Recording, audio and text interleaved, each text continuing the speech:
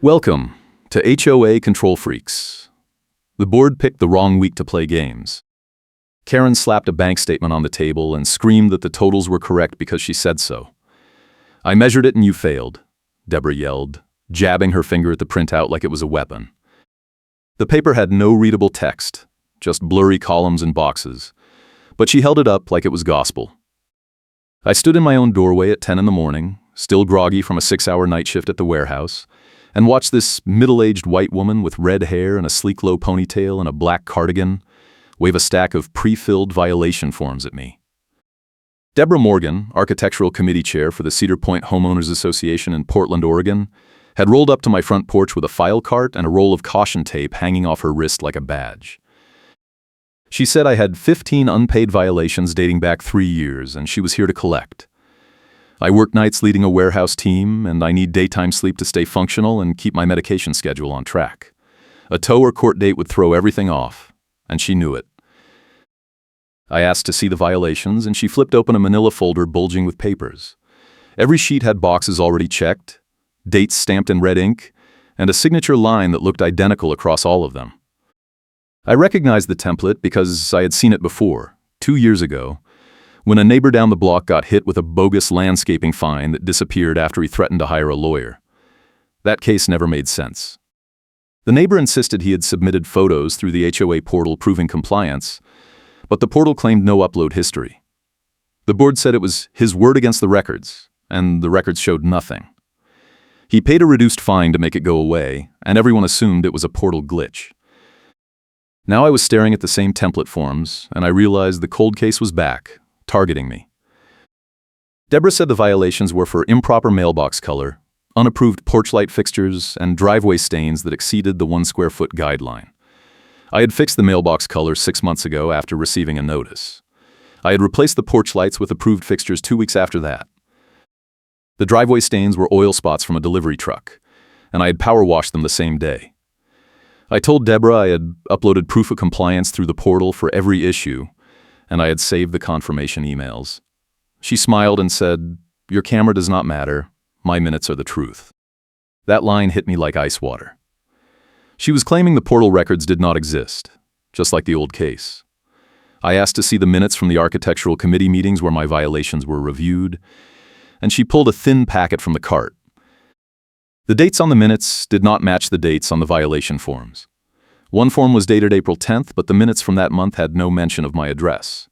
Another form was dated June 3rd, but the June minutes showed the committee never met that week. I pointed out the discrepancy, and Deborah said the minutes were amended after the fact to correct clerical errors. I asked for the amended versions, and she said they were not public record unless I filed a formal request with the management company. I asked why she was holding a cart full of my records if they were not public, and she said she was authorized to review files for enforcement purposes. I asked who authorized her, and she said the board president. I asked for the board president's contact information, and she said it was in the newsletter. I told her I had never received a newsletter, and she said that was not her problem. She pulled out a certified letter from the cart and said this was my formal notice of unpaid fines totaling $2,300, and if I did not pay within 10 days, the association would file a lien on my property. She handed me the envelope, and I saw the postmark was from yesterday. The violation dates went back 3 years, but I was only getting notice now. I asked Deborah why I was never contacted before, and she said the association had sent multiple notices to my address and received no response. I told her I had lived here for 2 years and never received a single notice about these issues. She said the postal service was unreliable, and it was my responsibility to check the portal. I told her the portal showed no violations when I logged in last week, and she said portal access was a courtesy, not a legal requirement. I asked her to show me the original notices on her phone or laptop, and she said she did not carry digital records in the field. I told her I wanted to see the architectural committee's submission log for my address, and she said I would have to request it in writing through the management company. I said I would file the request today, and she said the management company had a 30-day response window. I asked what I was supposed to do in the meantime, and she said pay the fines or prepare for a lien. She turned to leave, and I asked her to wait. I said I wanted to record this conversation for my records, and she said recording without consent was illegal in Oregon. I told her Oregon was a one-party consent state and I was consenting. She said I was twisting the law and she would report me to the board for harassment. Deborah walked back to her car, loaded the file cart into the trunk, and drove off. I stood on the porch holding the certified letter and the violation packet, feeling the bright midday light making the binder tabs pop in my hand.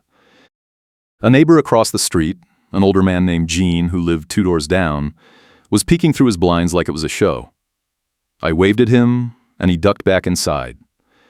I went into my house, set the packet on the kitchen table, and opened my laptop. I logged into the Cedar Point HOA portal and checked my account. There were no active violations listed. I went to the documents section and searched for any notices or minutes related to my address. The search returned 0 results. I checked my email for any correspondence from the HOA, and I found 3 confirmation emails from the portal saying my compliance photos had been successfully uploaded. The dates matched the dates I had fixed the mailbox, the lights, and the driveway. I opened the emails and clicked the links to view my submissions, and every link returned a 404 error. The uploads were gone. I called the management company, a regional firm called Summit Property Services, and asked to speak to someone about a records discrepancy. The receptionist put me on hold for 6 minutes, then transferred me to a voicemail. I left a message with my name, address, and a request to confirm whether my portal uploads were still on file. I hung up and checked the clock. It was 10:40 in the morning, and I had been awake for 18 hours. I needed to sleep, but I also needed to move fast. Deborah had said the regional supervisor was only in town today, and this was my one chance to get eyes on the file before it disappeared into the 30-day response window. I grabbed my keys, my phone, and the violation packet, and I drove to the Summit Property Services office on the east side of Portland. The Summit office was a low brick building in a strip mall next to a tax prep service and a nail salon. I walked in and found Deborah standing behind the reception counter talking to a younger woman in a Summit polo shirt. Deborah saw me and said, "You are not supposed to be here without an appointment." I told her I was here to see the regional supervisor and I had documentation of a records issue. The receptionist asked if I had called ahead and I said I had left a voicemail 20 minutes ago. Deborah stepped in front of the receptionist and said the regional supervisor was in a meeting and could not be disturbed. I asked when the meeting would end, and Deborah said it was an all-day session. I asked if I could wait, and she said the lobby was not a waiting area. I looked at the 2 chairs against the wall and said it looked like a waiting area to me. Deborah said I was being disruptive, and if I did not leave, she would call the police. I told her I was a homeowner in good standing, and I had a right to access my records. She said I had a right to file a written request, which I had not done. I pulled out my phone and opened the email app, and I started typing a formal records request on the spot. Deborah said electronic requests were not accepted, and I needed to mail a physical letter. I asked where that policy was written, and she said it was in the management agreement. I asked to see the management agreement, and she said it was available on the portal. I said the portal was missing my records, and that was why I was here. She said that was my problem, not hers. The receptionist looked uncomfortable and said she could check the portal access logs if I gave her my account email. I gave her my email, and she typed it into her computer. She frowned and said the account showed multiple successful logins, but no upload history. I told her I had confirmation emails proving the uploads went through, and I showed her the emails on my phone. She asked if I could forward them to her, and I sent them while standing at the counter. She opened the emails and clicked the links, and she got the same 404 errors I did. She said the links were broken, but that did not mean the uploads were deleted. It just meant the file paths were no longer valid. I asked why the paths would change, and she said the portal had been migrated to a new server 6 months ago, and some older files might not have transferred correctly. I asked if there was a backup, and she said she would have to check with IT. Deborah interrupted and said the portal migration was not relevant, and I was wasting everyone's time. I asked the receptionist to pull the backup anyway, and Deborah said the receptionist did not have authority to access IT systems. The receptionist looked at Deborah, then back at me, and said she could submit a ticket. I thanked her and asked for the ticket number. She wrote it on a sticky note and handed it to me. Deborah snatched the note out of my hand and said it was not a valid request without a written letter. I took the note back and said I would file the letter today. I asked the receptionist if the regional supervisor was really in an all-day meeting, and she hesitated. Deborah answered for her and said yes. I asked what time the meeting would end, and Deborah said it was none of my business. I asked the receptionist directly, and she said the supervisor was scheduled to leave at 2 in the afternoon. I checked my phone. It was 11:15. I had less than 3 hours. I thanked the receptionist and walked out. Deborah followed me into the parking lot and said, "If you make me repeat myself, it gets more expensive." I stopped and turned around. She was holding a clipboard with a blank violation form clipped to it, and she was filling it out with a pen. I asked what she was doing, and she said she was documenting my hostile behavior at the management office. I told her I had not been hostile, and I had asked reasonable questions. She said my tone was aggressive, and my refusal to follow procedure was a violation of the community conduct policy. I asked where the conduct policy was published, and she said it was in the CC&Rs. I told her I had read the CC&Rs when I bought the house, and there was no conduct policy. She said it was added in an amendment last year. I asked when homeowners were notified of the amendment, and she said it was posted on the portal. I said the portal was broken, and she said that was my fault for not maintaining access. She handed me the clipboard and said, "Sign here to acknowledge receipt." I refused, and she said refusal to sign was an additional violation. I asked what the fine was for refusing to sign, and she said $50 per incident. I asked how many incidents she planned to document, and she said as many as it took. Deborah walked back inside the Summit office, and I stood in the parking lot trying to process what had just happened.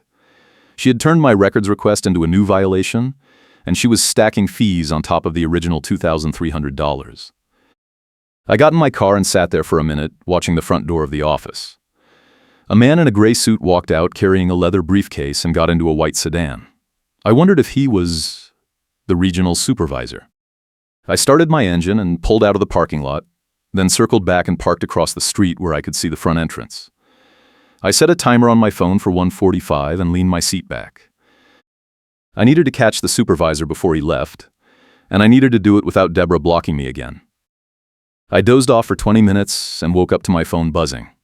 It was not the timer. It was a text from Gene, the neighbor who had been watching through his blinds.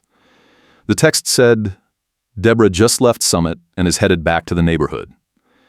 I think she is going to your house." I texted back and asked how he knew, and he said he had been following the neighborhood group chat, and someone posted a photo of Deborah's car in my driveway. I asked who posted it, and he said it was anonymous. I thanked him and checked the time. It was 11:50.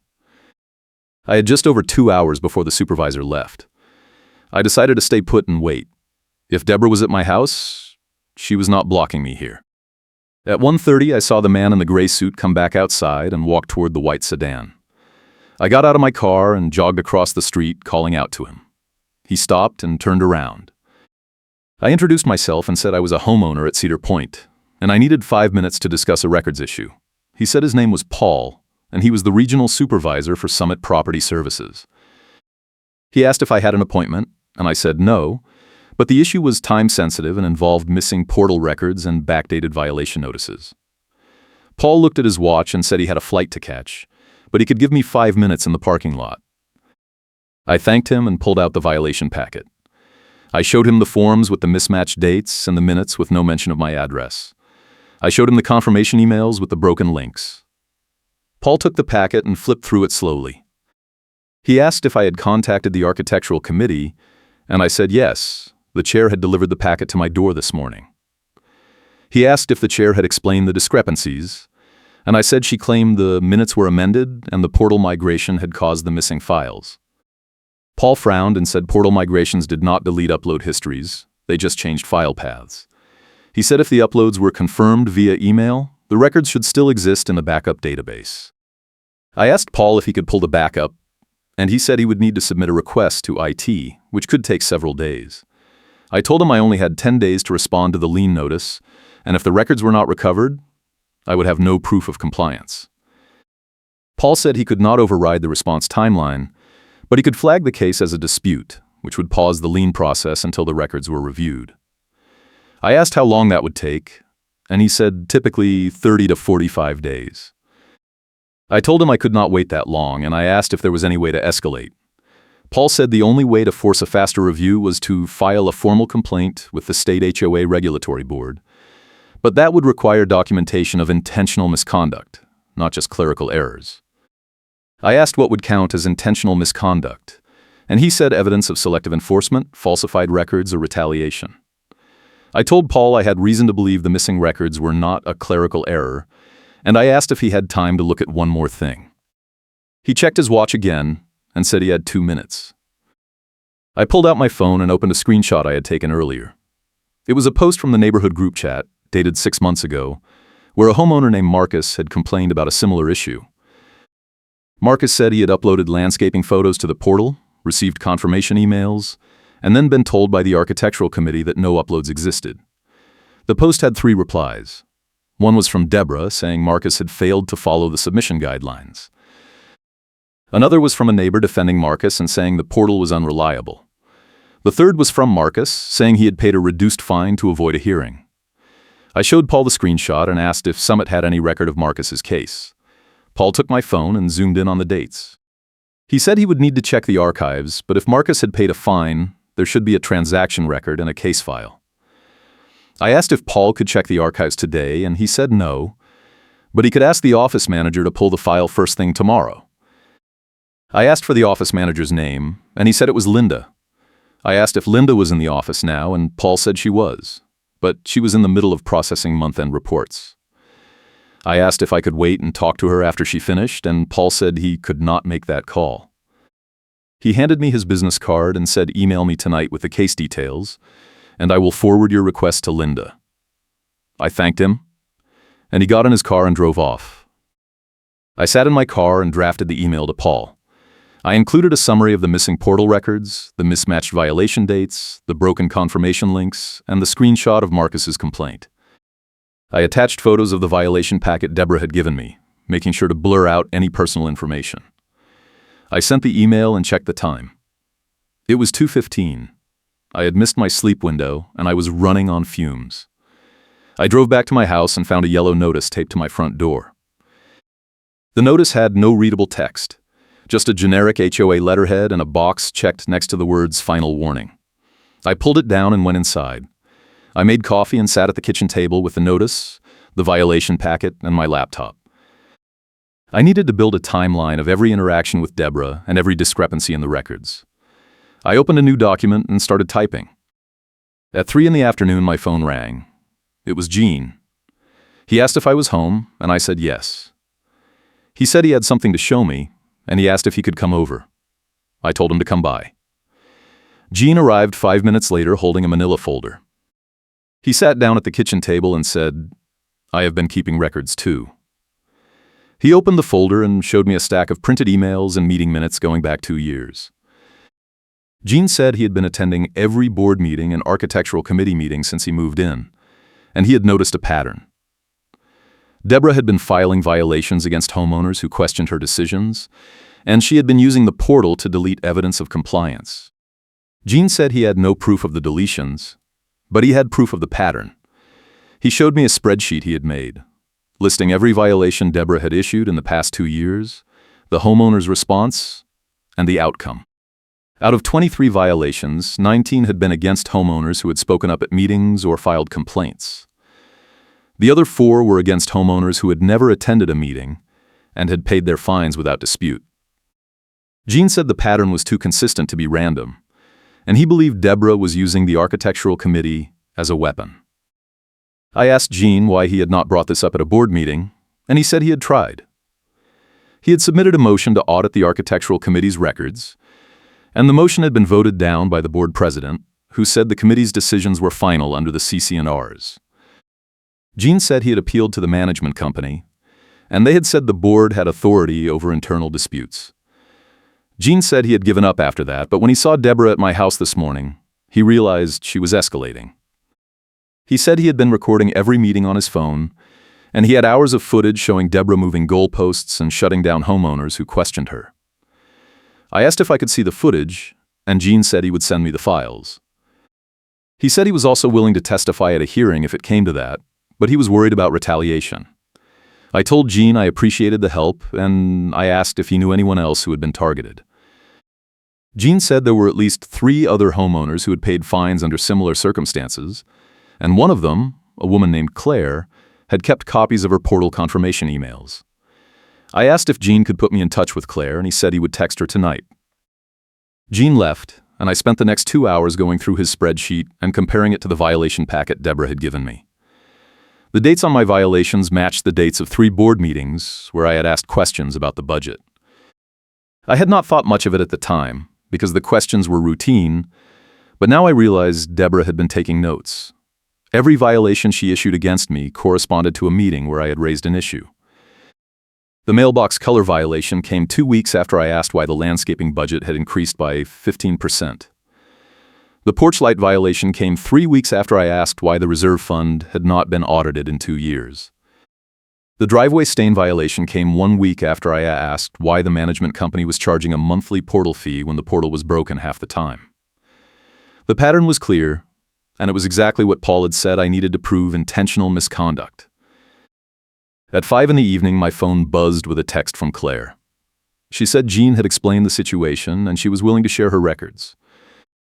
She said she had been hit with a landscaping violation 2 years ago, and she had uploaded photos proving compliance, but the architectural committee had claimed the photos did not meet the guidelines.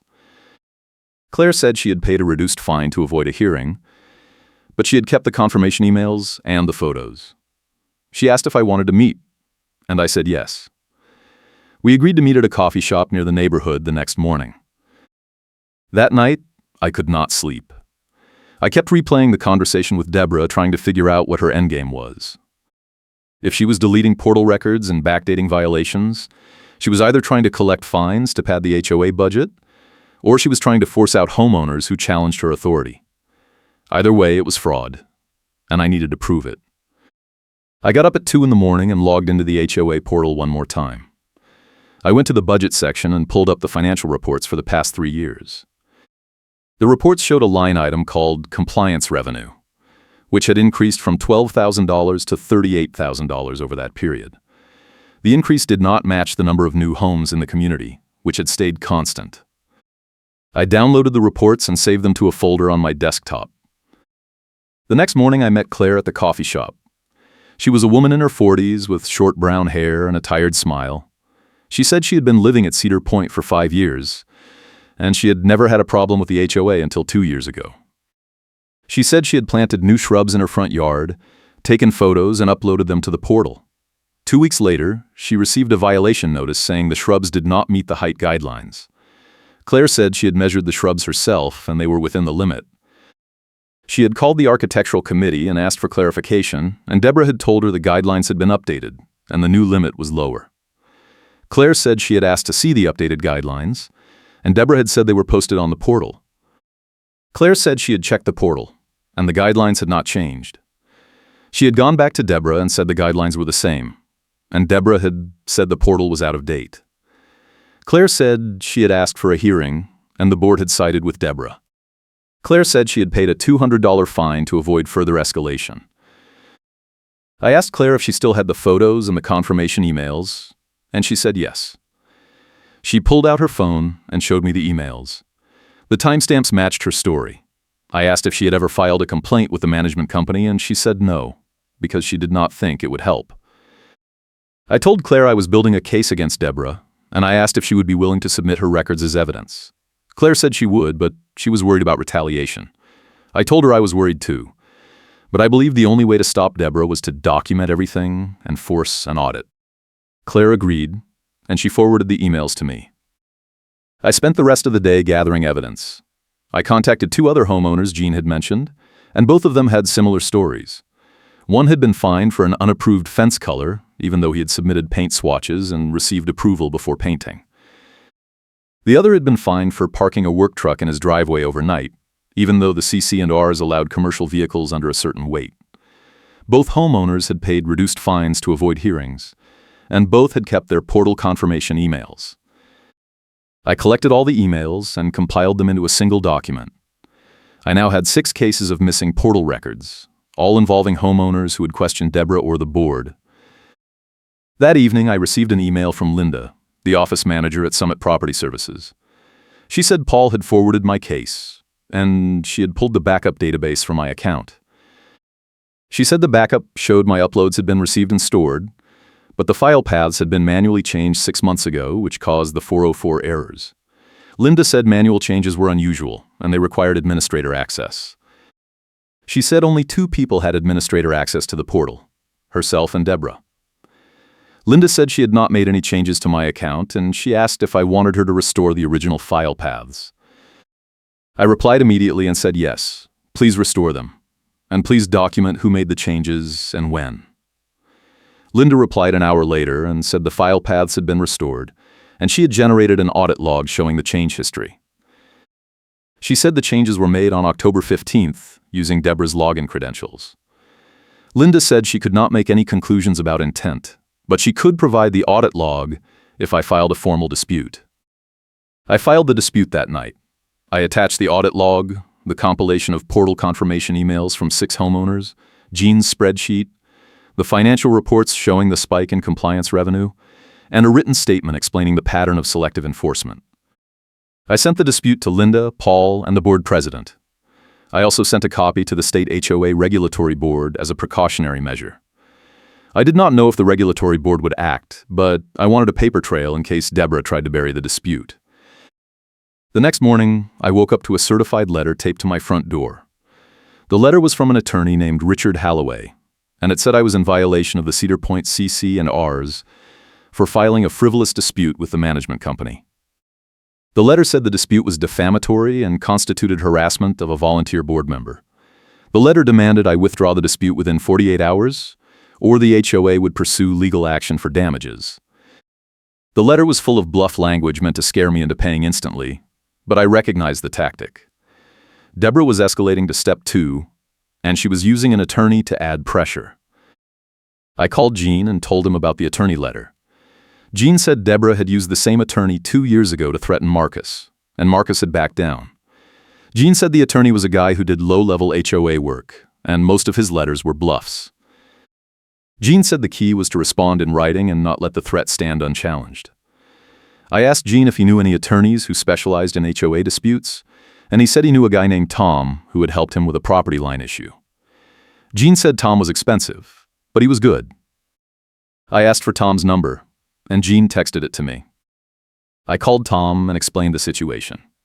Tom listened to the whole story and said it sounded like a classic selective enforcement case with a side of records tampering.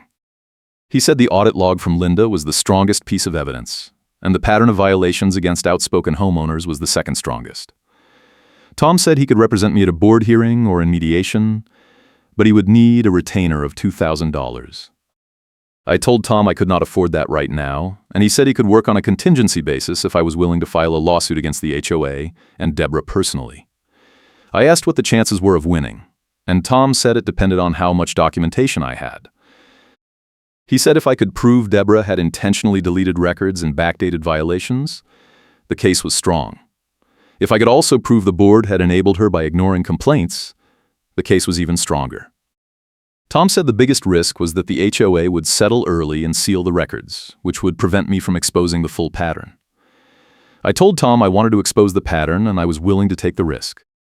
Tom said he would draft a demand letter to the board and Deborah, and he would send it to me for review. 2 days later, Tom sent me the demand letter. It was 6 pages long and it laid out the evidence in brutal detail.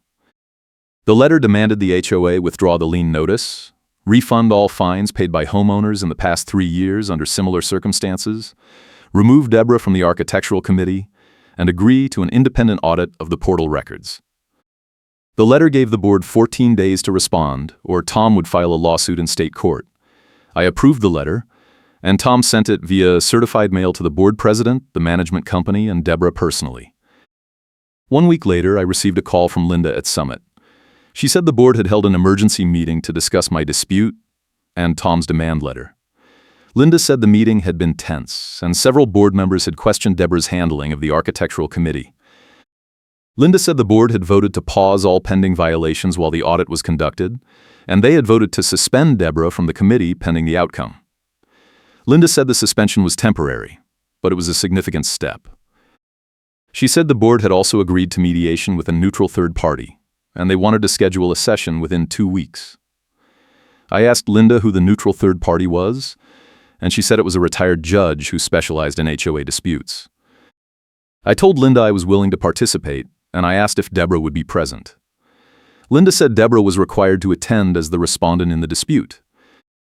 The mediation was scheduled for the following Thursday at 10 in the morning. The location was the management parking lot, because the Summit office conference room was too small for the number of people expected to attend. I spent the days leading up to the mediation preparing 2 binders. One binder contained all the evidence I had gathered: the audit log, the portal confirmation emails, Jean's spreadsheet, the financial reports, the attorney letter, and the demand letter. The second binder contained copies of the CC&Rs, the Architectural Committee guidelines, and the board meeting minutes for the past 3 years. I printed everything in duplicate, and I organized it with color-coded tabs. I wanted the binder to be impossible to ignore. On Thursday morning, I arrived at the Summit parking lot at 9:45. The mediation was set up under a pop-up tent with folding tables and chairs. The retired judge, a woman in her 60s named Judge Carolyn Reese, was already there reviewing paperwork. The board president, a man in his 50s named Dennis, was sitting at one table with 2 other board members. Linda from Summit was sitting at another table with Paul, the regional supervisor. Jean was standing near the edge of the tent with his phone out, recording everything. Deborah was sitting at a third table by herself, wearing her black cardigan and red baseball cap, with a file cart beside her. She looked calm, but her jaw was tight. Judge Reese called the session to order at 10 sharp. She explained the mediation process and said the goal was to reach a voluntary agreement that would resolve the dispute without litigation. She said each side would have a chance to present their case, and then she would facilitate a discussion. She asked if everyone understood, and we all nodded. Judge Reese said the homeowner would present first, and she gestured for me to begin. I stood up and placed one binder on the table for the room to see while I presented. I started by summarizing the timeline, the missing portal records, the backdated violations, the mismatched minutes, and the attorney letter. I showed the audit log proving Deborah had manually changed the file paths on October 15th. I showed the compilation of confirmation emails from 6 homeowners, all of whom had been told their uploads did not exist. I showed Jean's spreadsheet documenting the pattern of violations against outspoken homeowners. I showed the financial reports with the spike in compliance revenue. I said the evidence proved Deborah had engaged in selective enforcement and records tampering, and the board had enabled her by refusing to audit the Architectural Committee. Deborah interrupted and said I was lying. She said the portal migration had caused the file path errors, and she had only been trying to fix them. Judge Reese told Deborah to wait her turn, and Deborah sat back down. I continued and said the audit log showed the changes were made manually, not as part of a migration. I said the timestamps of the changes corresponded to the dates of board meetings where homeowners had raised complaints. I said the pattern was not a coincidence, and the HOA had a legal obligation to investigate. If you are enjoying this story, please hit the like button and subscribe for more HOA drama and justice content. I finished my presentation and sat down. Judge Reese asked Deborah to respond. Deborah stood up and said I was a troublemaker who had refused to follow the rules from day one. She said I had filed frivolous complaints, harassed board members, and wasted the HOA's time and money. She said the violations against me were legitimate, and the fact that I had disputed them proved I had no respect for the community. Deborah said the portal errors were a technical issue, and she had done her best to resolve them. She said the board had full confidence in her leadership, and my dispute was nothing more than a personal attack. Judge Reese asked Deborah to address the audit log, and Deborah said she had no memory of making manual changes to file paths. She said if the log showed her login credentials were used, it was possible someone else had accessed her account. Judge Reese asked if Deborah had reported unauthorized access, and Deborah said no, because she had not been aware of it. Judge Reese asked Linda if the portal had any security logs that would show unusual login activity, and Linda said she would need to check. Judge Reese said we would take a 15-minute break while Linda pulled the logs. During the break, Deborah walked over to my table and leaned in close. She said, "If you make me repeat myself, it gets more expensive." I did not respond. Jean stepped between us and said Deborah needed to back off.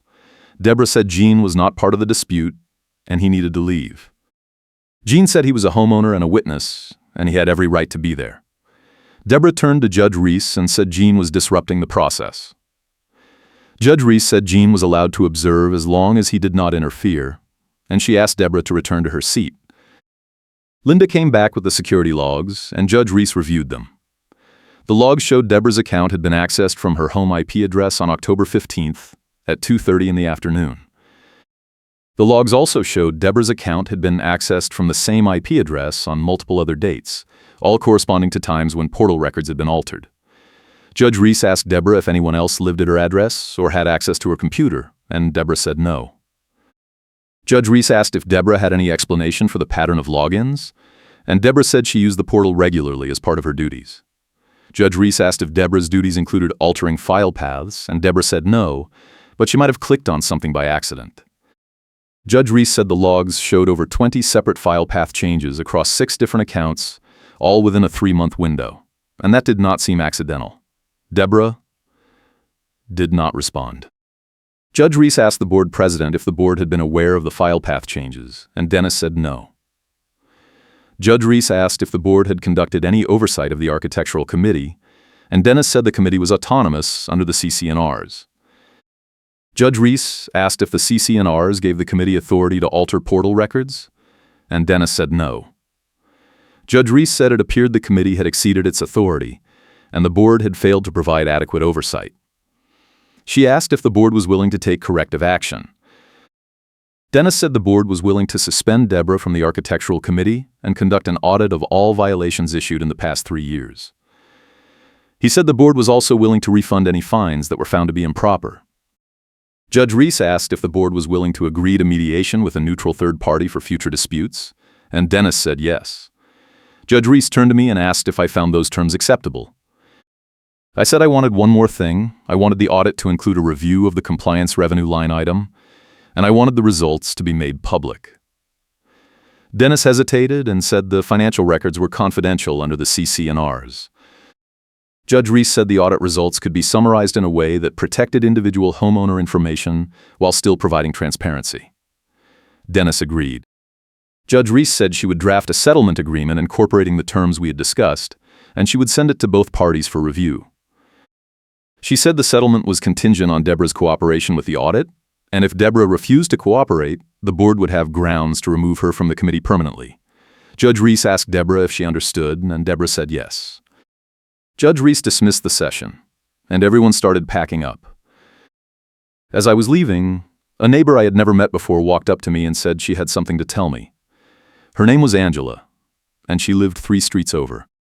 Angela said she had been at the mediation because she had received a similar violation notice from Deborah 2 months ago, and she had been planning to pay the fine to avoid trouble. Angela said she had changed her mind after hearing my presentation, and she wanted to join the dispute. Angela said Deborah had offered to waive her fine if she testified against me at the mediation, and Angela had refused. Angela said Deborah had told her I was a troublemaker who was trying to destroy the HOA, and if Angela helped, Deborah would make sure Angela never had another problem. Angela said the offer had made her realize Deborah was corrupt, and she wanted to do the right thing. I thanked Angela and gave her Tom's contact information. Angela said she would call him. 2 weeks later, I received an email from Linda with the audit results. The audit had reviewed all violations issued by the Architectural Committee in the past 3 years, and it had found irregularities in 31 cases. In each case, the homeowner had uploaded proof of compliance through the portal, but the committee had claimed no record existed. In each case, the file paths had been manually altered using Deborah's login credentials. The audit concluded that Deborah had intentionally deleted or hidden evidence to justify fines, and the board had failed to detect the misconduct due to lack of oversight.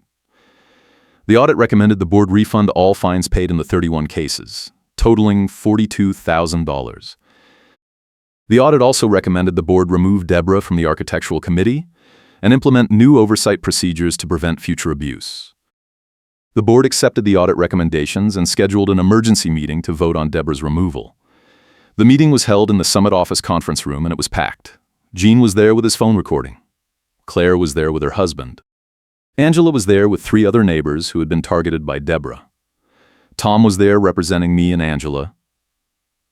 Deborah was there sitting alone in the back row.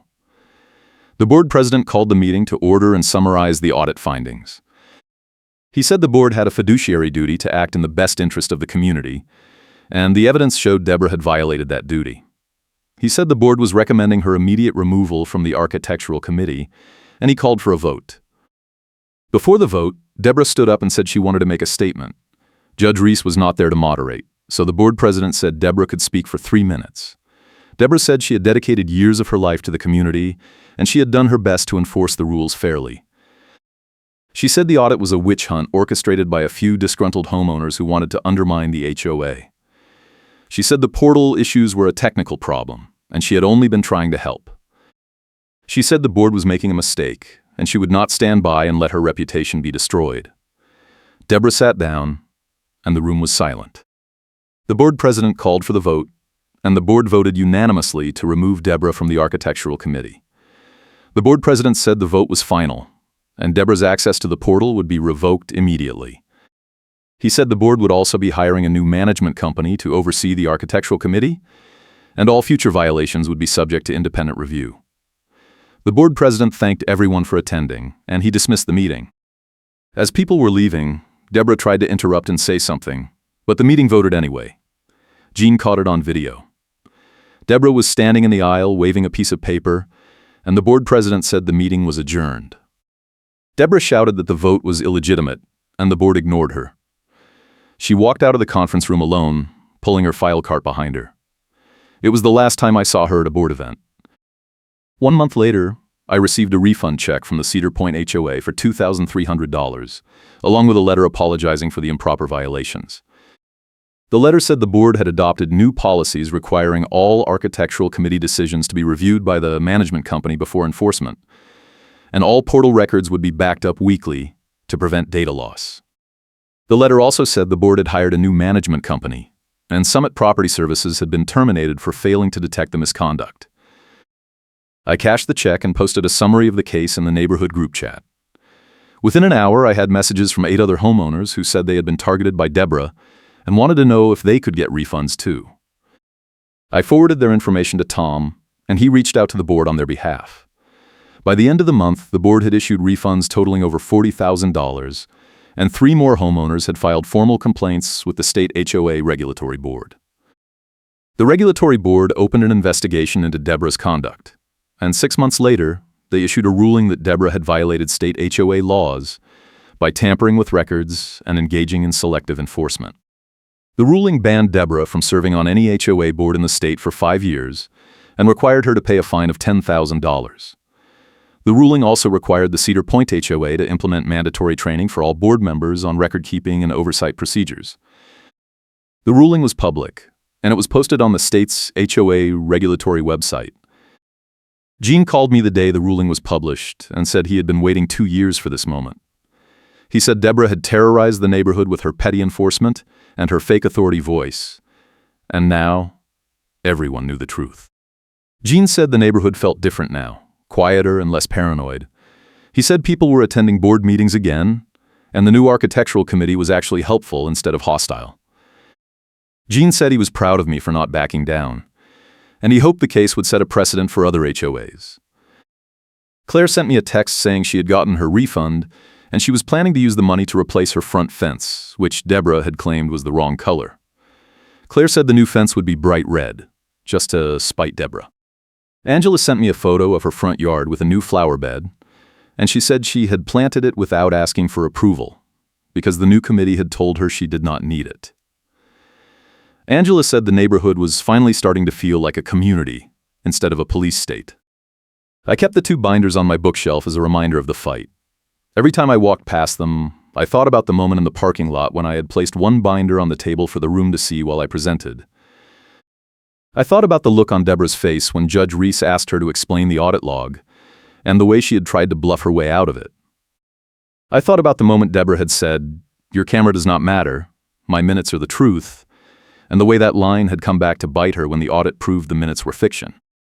The cold case was closed, but the impact lasted.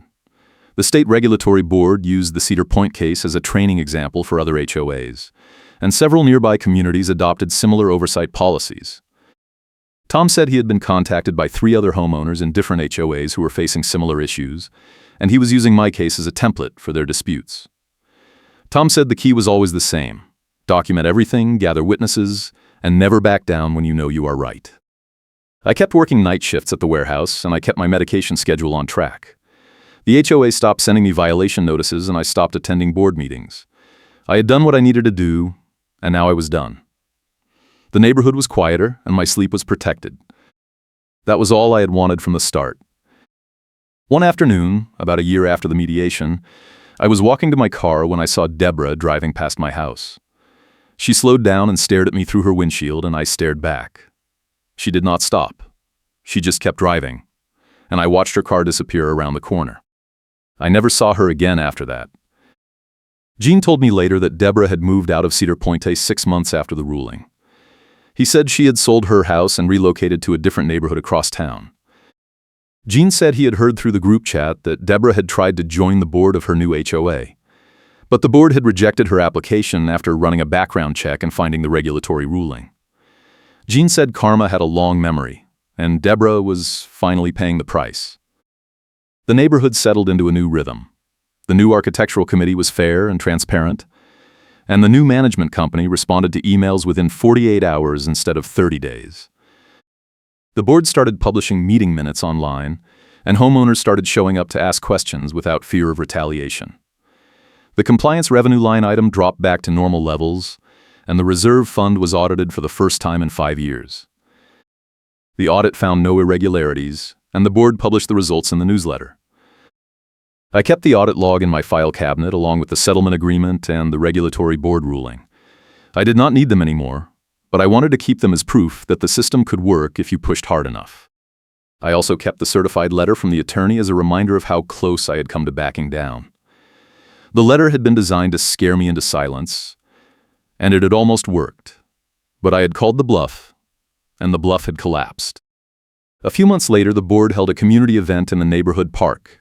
It was a barbecue with games for kids and a raffle for adults. Jean convinced me to go, and I spent an hour standing by the grill talking to neighbors I had never met before. A woman named Rachel introduced herself and said she had heard about my case, and she wanted to thank me for standing up to Deborah.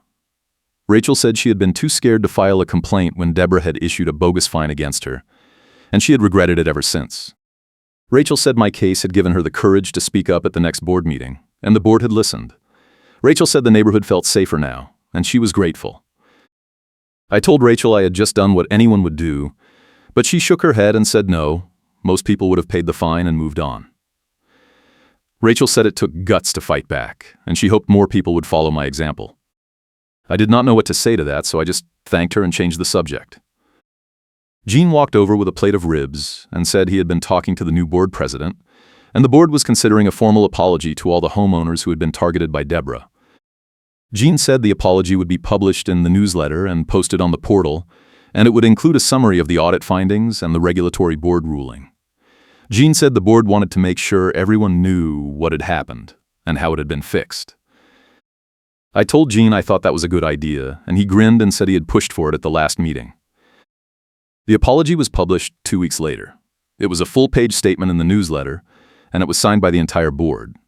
The statement said the board took full responsibility for failing to detect Deborah's misconduct, and it apologized to all homeowners who had been harmed by improper violations. The statement also outlined the new oversight procedures and the new management company contract, and it invited homeowners to attend board meetings and ask questions. The statement ended with a promise to do better, and it included a link to the state regulatory board ruling for anyone who wanted to read the full details. The response in the group chat was overwhelmingly positive.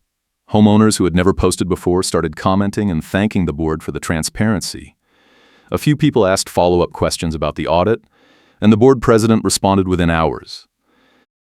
The tone of the neighborhood shifted from paranoid to cooperative, and the change was noticeable. People started waving at each other in the street again, and the group chat stopped being a place to vent and started being a place to organize block parties and yard sales. I kept my head down and focused on work, but I felt the shift too.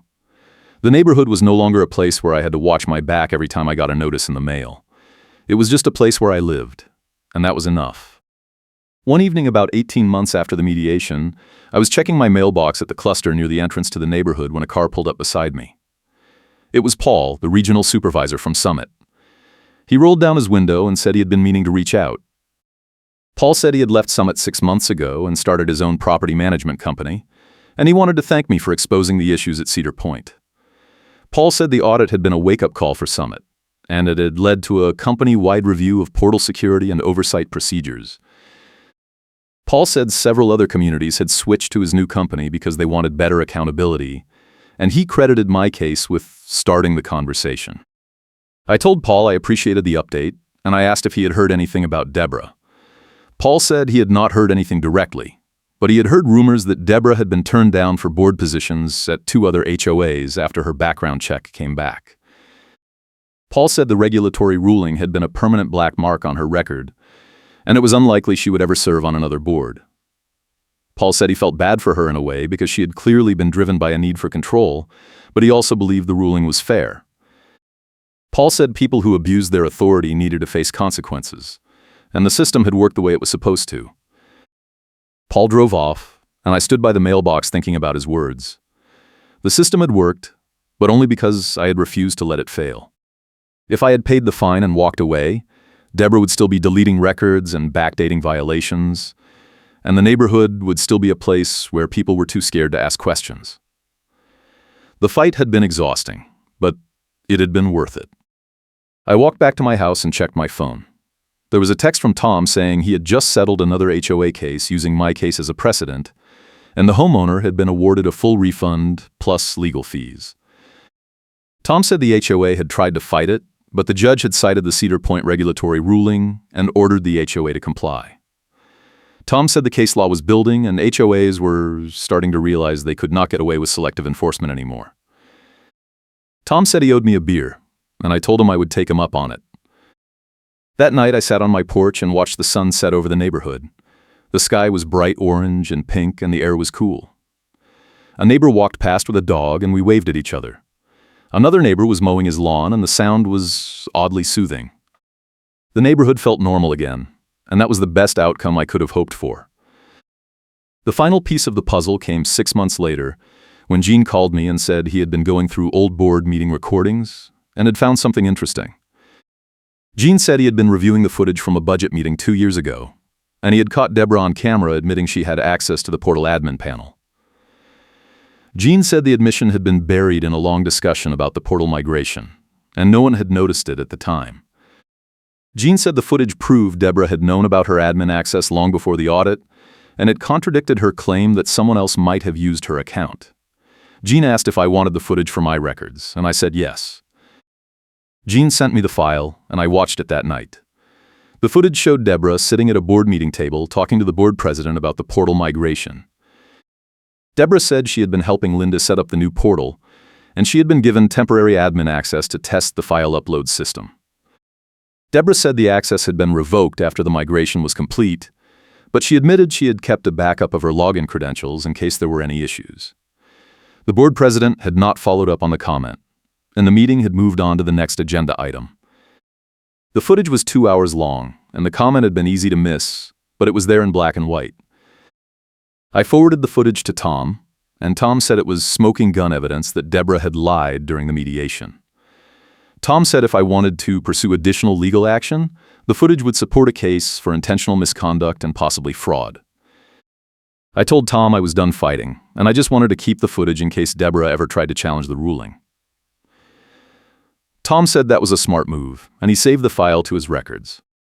The neighborhood continued to heal, and the HOA continued to improve. The new architectural committee published a handbook explaining the guidelines in plain language, and the board started holding quarterly town halls where homeowners could ask questions without fear of retaliation. The compliance revenue line item disappeared from the budget, and the fines dropped to near zero. The reserve fund grew steadily, and the board started planning long-term improvements to the common areas. The neighborhood felt like a community again, and I was proud to be part of it. I kept the 2 binders on my bookshelf, and I kept the audit log in my file cabinet. I kept the regulatory board ruling in a folder on my desktop, and I kept the footage Gene had sent me in a secure backup drive. I did not need any of it anymore, but I wanted to remember the fight and the people who had helped me win. Gene, Claire, Angela, Tom, Linda, Paul, and Judge Reese had all played a part, and I was grateful to all of them. The cold case was closed, and the culprit had been caught. Deborah's own selective enforcement had been documented in the minutes, and the HOA had agreed to mediation with a neutral third party. The audit had exposed the pattern, the regulatory board had issued the ruling, and the neighborhood had moved on. The system had worked, and justice had been served. I hope you enjoyed the story.